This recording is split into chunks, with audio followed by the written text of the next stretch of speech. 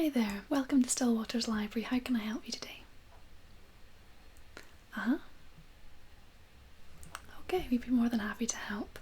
So you're basically looking for a selection of books for your kind of wider family for during the lockdown.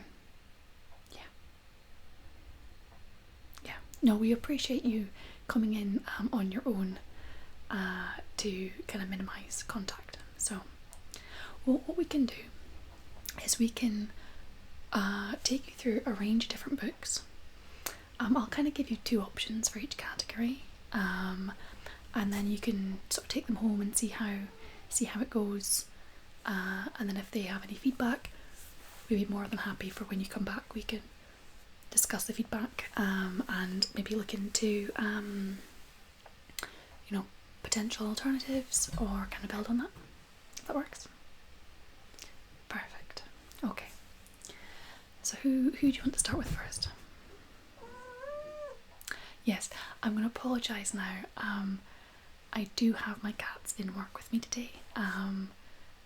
Unfortunately, it's been necessary with the whole shutdown thing, so I hope that you're not allergic and that they're not too disruptive. I apologise. Okay. Right, so if we are wanting an autobiography, the two I'd have here. So I've got Claire Balding, My Animals and Other Family. So this is her first autobiography. Claire is a sports presenter here in the UK, quite well known, and this is a kind of collection of stories where she kind of talks through her childhood and some different experiences. So I'll read the back for you. Candy was my mother's boxer and the pecking order was clear. In terms of affection and attention, Candy came first and anyone else, new baby included, came second. I adored her and she responded with an immediate, unquestioning sense of duty. She allowed herself to become a real-life baby walker, and I used her to climb to my feet, wobbling on my plump little legs as she pulled me gently forward. It was a comfort that Candy was so protective. You see, I was a disappointment from the minute I popped out, and there's not a thing I could do about it. Oh, said my grandmother, it's a girl. Never mind, you'll just have to keep trying. So that makes it sound quite sad, but she had a mixed upbringing. I mean, as you can see, her parents really wanted a boy. There's a picture of her and her as a baby with this boxer. Her parents, without giving away too much, her father was a racehorse breeder and trainer, and so she grew up around dogs and horses and all sorts, and this is kind of a story about her family and the animals she interacted with, and I found it really, really enjoyable. There's even an interesting anecdote about the time when her and Princess Anne were in a horse race together, back when she was still young enough to do horse racing, and the interesting outcome of that horse race.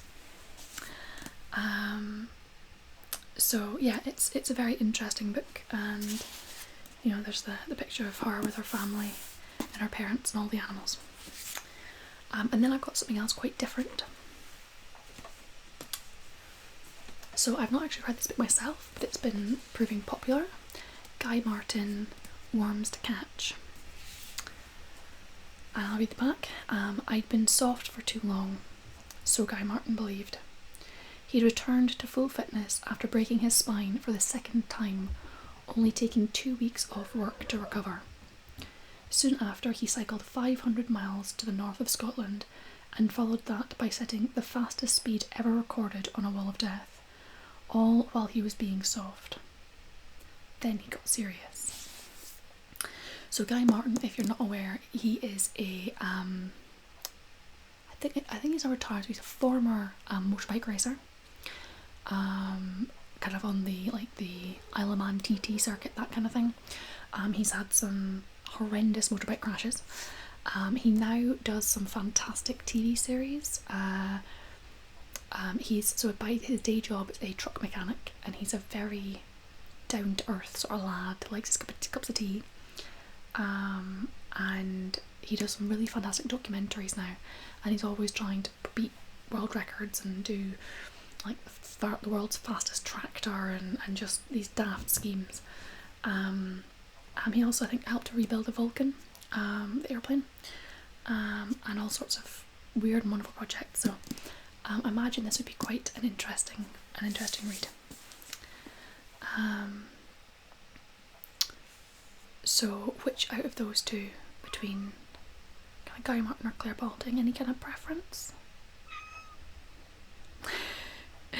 Well, my cat is recommending the Claire Balding book, but then she might be biased because it's got animals in it. I'm sorry. Yeah, so do you have a preference between the Guy Martin book or the Claire Balding? Okay. Yeah, they do both sound quite good. I really need to read the Guy Martin book myself. So, okay, so if you take the Claire Balding book, I will read the Guy Martin book. Yeah, I'll put them in a pile here for you. So I will read the Guy Martin book, and then you can come back next week and get it. So what kind of category books next? Okay, some kind of craft books. Okay. So bearing in mind, if you're going to take up a new craft while in lockdown, you may need to order some supplies online. But especially if people already have some supplies at home but just maybe haven't got started, I've got a couple of craft type books here. So we have got the Encyclopedia of Scrapbooking Techniques. It goes through embellishing, creative lettering, rub-ons, paper piecing, photo mosaics, tag art, stamping, framing, ribbons and threads, punching, colour, texture and collages. And on the back it says, scrapbooking is a wonderfully creative, rewarding and hugely popular craft. This comprehensive book reveals all the skills you need for making beautiful pages, whether you're an experienced scrapbooker or a complete beginner. Step-by-step instructions and photographs explain techniques such as stamping, colouring, embossing, mosaics and die cuts. Learn how to make beautiful background papers, crop and mount photographs, and embellish your pages with everything from fabric and ribbon to eyelets and foil. Themed pages and layout ideas will inspire you to be adventurous in your own scrapbooking. Create hidden pages and messages within your album. Organise and display your memorabilia in new and original ways, and bring your treasured memories to life. So there's like a whole bunch of like pictures and step-by-step guides. So yeah, it's quite a good book. And then we have Nitty Gritty. So this is a knitting for the absolute beginner. Everyone has heard the mantra, knitting is the new yoga. But sadly not everyone is lucky enough to have someone to show them the ropes and get them started on their very first row. Without a friend or relative to teach them how to start at the very beginning, often would-be knitters turn to the so-called beginners' patterns, but these can be confusing, difficult to follow, and more often than not written in knit rather than English. This book is a tried and tested guide for people at the very beginning of their knitting careers, looking for guidance and patterns for projects that they can use to make that first all-important step to beyond the scarf. Nitty Gritty teaches beginners in plain English, so more knitters feel confident about taking that next big step into the world of knitting patterns on their own. The author is an experienced knitting teacher and guarantees she can teach anyone to knit. Photographs show actual knitting projects in action, created especially for absolute beginners, unlike so many of the beginners' books and patterns on the market these days. So I have actually used this myself. So growing up in Shetland, we learned how to knit at school, but I didn't use it for a good decade plus, and I had forgotten all the how to start, how to knit, how to finish off, and this takes you through step by step. It has got it talks about the the equipment. It talks about, you know, like the bigger the needle and thicker the wool, the chunkier the knit. And I apologise, my cat is just being very insistent that she needs fuss. And it takes you through like literal step by step guides. Let me see if you can see that. Just literal step by step. And it's really good for that. So it takes you right through. So you think the knitting be good? Yeah, I think especially when you're in lockdown, something like knitting is quite good because you have something, you know, to show for at the end. Maybe set of gloves or something. So yes, you will need to buy needles and wool, but you should be able to get that online. Yeah, perfect. That would be a good activity for whoever to be working on.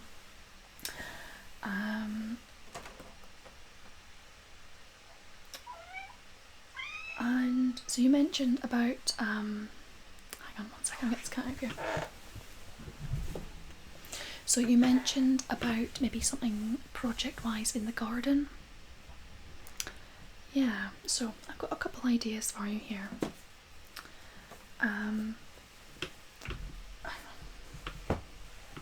So I've got a couple ideas for you here. We've got the Vegetable and Herb Expert. So this is a range of books. You know, there's the houseplant expert, the tree expert, and it kind of takes you through all the different types. But this one especially, I think, especially with so many like shortages of food in the supermarkets, the panic buying, I think a lot of people have thought maybe about looking into growing their own fruit and veg and herbs, and this could be quite a good project. Again, you'd have to order things in, but I know there's a lot of people who are putting in like herb and veg gardens in their garden, like sort of beds into their gardens. So that'd be quite good. And this one says there can be no fresher tasting vegetables or herbs than the ones you've grown yourself. Whether you are a first time allotment holder or an old hand, the vegetable and herb expert will show you how to get started, where to grow your vegetables, how to choose the right types and varieties, how to grow your own herbs, the best way to look after your plants, and how to deal with pests and diseases. Reliable, easy to follow advice and information from expert books, the world's best-selling gardening series. So there's that, and there's also, we've got a Birds of Europe. So if you've been noticing more wildlife coming into your garden, a lot of people have been reporting with people staying in and things being quieter, they've been getting a lot more wildlife coming into their gardens, and that includes birds. And so you might be seeing birds that you haven't seen before, or that you've not seen often, or you just don't know what they are. So this is a guide created by, no, I thought it was maybe like an RSPCA or something. It's over 2,500 illustrations in colour and 500 distribution maps. So it sort of shows you different types of birds, those are seabirds, but you know, it's got pictures and descriptions.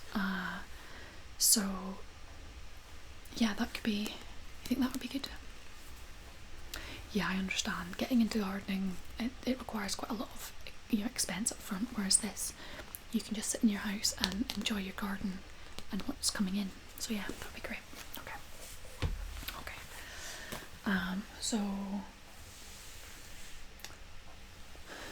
So you've got like a teenager that you want something for. Well, how about a comic book? So I've got a couple here.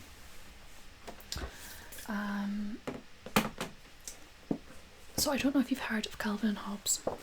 Some people call it Hobbes. So this book is really good because it's the 10th anniversary book, and at the start it introduces the characters. It has some kind of stories from the creator, and let me try and find the pages. Yeah, so he introduces the characters and sort of says who all the different characters are, and sort of where he got the ideas and inspirations from. So Calvin and Hobbes is a cartoon strip. Like many cartoons, it appeared in a newspaper, created by an American, and it's a little boy and his toy tiger that comes to life for him, and they have all these grand adventures. There's this little girl that he has a crush on, but he always teases and harasses. His teacher, long suffering, and there's the babysitter and his parents and the bully. And some of it's hilarious. Some of it's really funny. Some of it is like really kind of thought provoking. And kind of prompts you to kind of remember things from your own childhood. And there'll be things like the snowmen he builds. I mean, they're just legendary. And then there's also Nemi. Now, I don't know if you've heard of Nemi. So she is drawn by a Norwegian, and it's translated into English in this book. And she's a goth, and she has, I mean, she's kind of pretty cool. And she just, I mean, again, it was a cartoon strip that appeared in some newspapers, and there's a range of the books that have been put together. Some really great illustrations. So meet Nemi Montoya, the cool, romantic, strong-willed, cynical, sexy, and all too honest 20-something goth in this brand new collection of Lise Mears, I'm probably mispronouncing her name, a frank and hilarious cartoon series. So it's kind of, you know, brightly coloured, and again, I find them really funny. So do you think one of those might appeal? The Nemi? Okay. Yeah, I do enjoy it. It is funny. But Calvin Hobbes is also definitely worth a visit. I highly recommend it, especially if you've never seen it before. Yeah. Okay, so you want something a bit more upbeat, kind of feel good, animal based. Feel good animal. Okay, yeah. So I've got a couple here for you. We have got a street cat named Bob. How one man and his cat found hope on the streets. It's the #1 bestseller. And that's the guy on the back. So when James Bowen found an injured ginger street cat curled up in the hallway of his sheltered accommodation, he had no idea just how much his life was about to change. James was living hand to mouth on the streets of London, and the last thing he needed was a pet. Yet James couldn't resist helping the strikingly intelligent tomcat, whom he quickly christened Bob. Soon the two were inseparable, and their diverse, comic, and occasionally dangerous adventures would transform both their lives, slowly healing the scars of each other's troubled pasts. A Street Cat Named Bob is a moving and uplifting story that will touch the hearts of anyone who reads it. So they lived in London. So there's that. It's a story about a cat and a man's bond. And then we've got a book by Monty Roberts. The man who listens to horses faces his greatest challenge. So this is the book Shy Boy, the horse that came in from the wild. So Monty Roberts is a famous, I'll just read the description on the back.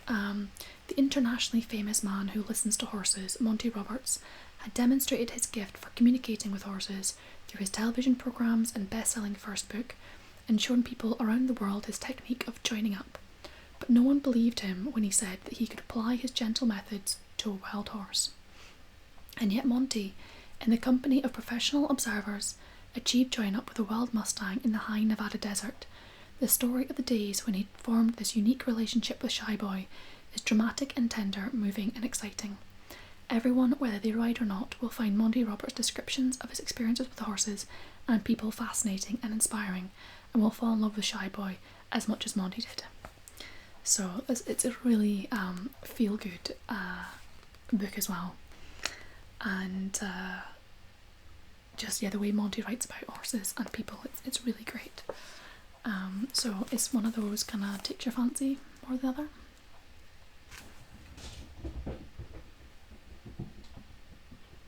Okay, yeah, the cat story. Yeah, it is a very heartwarming story. As I said, you can always come back for more. And so can I murder mystery next? Okay. Well, we've got a whole host of books by Patricia Cornwell. She is a prolific writer. This one is Trace, the new Scarpetta novel. And this is 5 years after being sacked as chief medical examiner.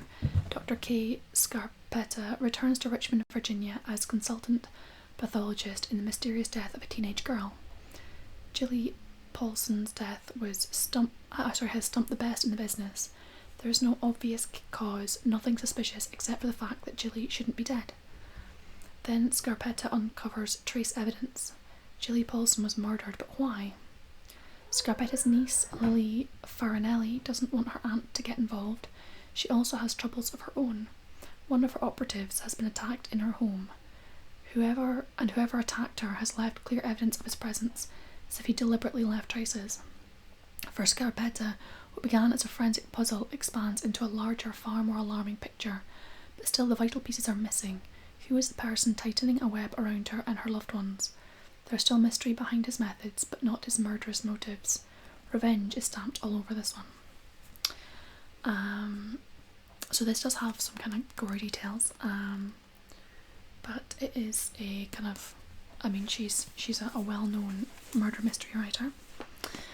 And then we've got Anne Cleeve's Raven Black. So this has actually been turned into a BBC TV show.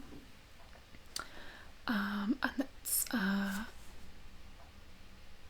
winner of the 2006 Duncan Lowry Dagger for Best Crime Novel. So this one's actually based here in Shetland. So it's a cold January morning and Shetland lies beneath a deep layer of snow. Trudging home, Fran Hunter's eye is drawn to a splash of colour on the frozen ground, ravens circling above. It is the body of her teenage neighbour, Catherine Ross. As Fran opens her mouth to scream, the ravens continue their deadly dance. The locals on the quiet island stubbornly focus their gaze on one man, the loner Magnus Tate. That's actually a very traditional Shetland name. But when Detective Jimmy Perez and his colleagues from the mainland insist on opening out the investigation, a veil of suspicion and fear is cast over the entire community. For the first time in years, Catherine's neighbours nervously lock their doors whilst a killer lives on in their midst. So it's kind of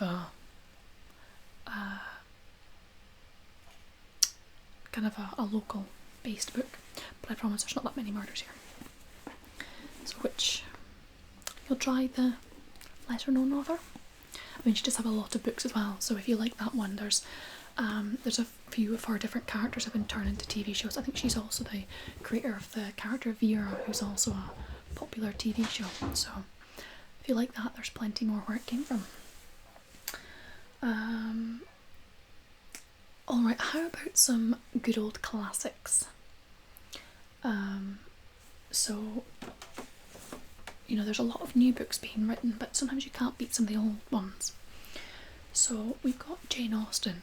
So the Emma and Pride and Prejudice tend to be the most popular and well known, but she wrote other ones. There's Mansfield Park and Sense and Sensibility, and they're really good as well.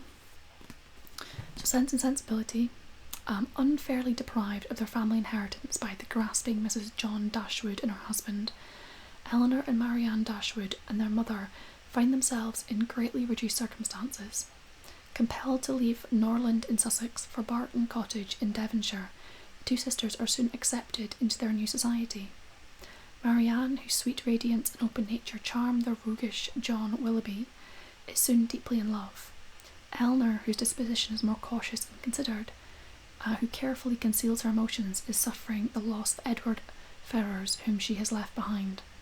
Despite their very different personalities, both sisters experience great sorrows in their affairs of the heart. Marianne demonstrably wretched, and Eleanor allowing no one to see her private heartache.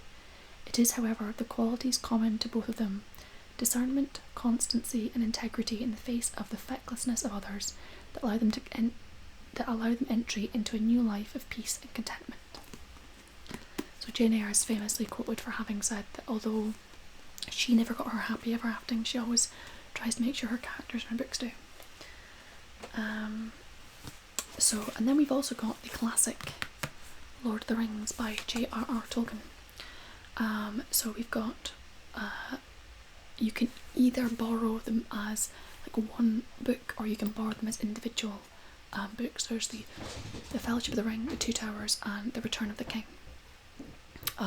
Obviously pretty substantial, so plenty of reading, but during lockdown that's maybe quite a good thing. So any preference on a classic? The volume of the Lord of the Rings, yeah. No, that probably makes sense. It's a good time during lockdown to read books like this, which during normal life you just wouldn't have the time. So I hope you enjoy that.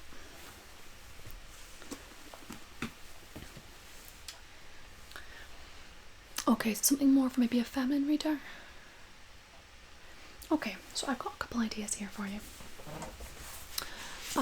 These are both books that I was kind of read with no expectations and was really pleasantly surprised by how good they actually were. This one, A Tree Grows in Brooklyn by Betty Smith. So it was written back in the 1940s. And this is an American classic about a young girl's coming of age at the turn of the century. A profoundly moving novel, and an honest and true one. It cuts right to the heart of life. If you miss A Tree Grows in Brooklyn, you will deny yourself a rich experience. It is a poignant and deeply understanding story of childhood and family relationships. The Nolans lived in the Williamsburg slums of Brooklyn from 1902 until 1919. Their daughter Francie and their son Neely knew more than their fair share of privations and sufferings that are the lot of a great city's poor. Primarily this is Francie's book. She has a superb feat of characterisation, an imaginative, alert, resourceful child, and Francie's growing up and beginnings of wisdom are the substance of A Tree Grows in Brooklyn. So the author was born on the same date, although 5 years earlier than her fictional heroine Francie Nolan. And she grew up in the same sort of neighbourhood and would have experienced many of the same sort of things, maybe not the same story itself, but she was writing real from experience. And I was recommended this book by a friend of mine whose mother was from a German immigrant family in New York, in the same area, the same sort of time. I apologise, the cats are having a fight. So this was quite a personal almost book to them, and they recommended it, and I really enjoyed it. And then the other one I've got is a more recent book. It was the Costa Book Awards winner 2017, and it's Eleanor Oliphant is Completely Fine. And the title and the description kind of caught my mind, and I was like, that's odd. Eleanor Oliphant leads a simple life. She wears the same clothes to work every day, eats the same meal deal for lunch every day, and buys the same 2 bottles of vodka to drink every weekend. Eleanor Oliphant is happy. Nothing is missing from her carefully timetabled existence, except sometimes everything. And I don't really know how to explain this book, other than you really need to read it for yourself. But I really enjoyed it. It was very different from anything else I'd read. Very interesting characters, and quite an unexpected ending, but a good ending. So both of these books I do highly recommend both of them. But yeah, either one that you think might go down better.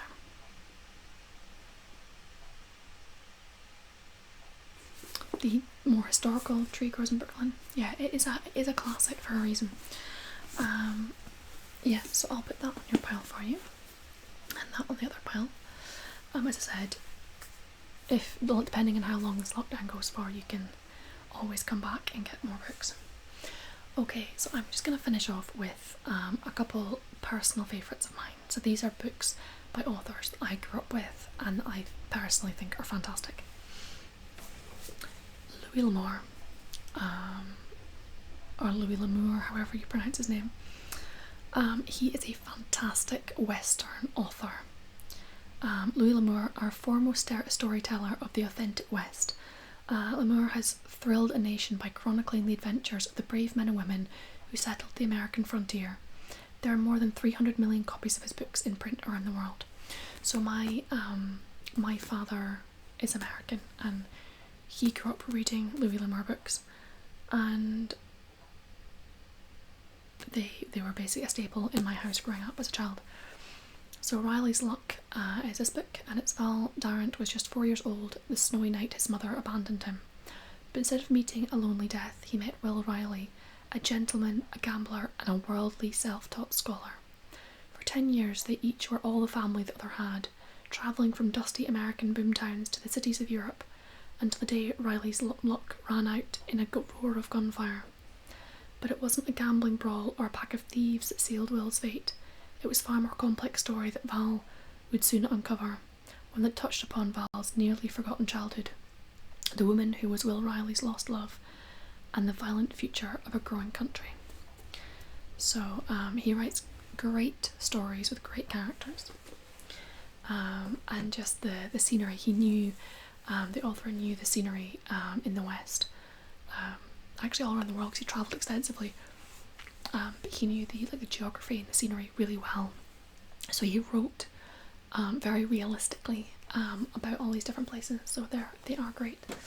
And then my final recommendation. This is the complete Sherlock Holmes stories by Sir Arthur Conan Doyle. Now you don't have to get this entire massive brick of a book. You can just get like the individual stories. But I highly recommend these. So he has 4 novels about Sherlock Holmes. They are A Study in Scarlet, The Sign of the Four, The Hound of the Baskervilles, and The Valley of Fear. So those are the 4 novels that he wrote. He then had several books of short stories. So there's The Adventures of Sherlock Holmes, The Memoirs of Sherlock Holmes, The Return of Sherlock Holmes, His Last Bow, and The Casebook of Sherlock Holmes. And each of those had sort of between 8 and a dozen stories, like short stories. They are all so original and clever, and just the characters. I mean, I love Sherlock Holmes. He was, to be honest, a complete arse. He was just had no social skills and was rude and abrasive and abrupt, but brilliantly clever and just a brilliant character. You know, drug addict and all sorts of things, but so it's kind of one of those a brilliant character, but he has his flaws. And as I said, the stories themselves are great. I mean, there's the variety. As a child, I was captivated by the different storylines. They're just all so unique. They're all completely different. It's not like Nancy Drew, where every story is basically the same. No offense to Nancy Drew. I mean, I love those books too, but these are just gold. So, any preference on Western classics or kind of detective classics?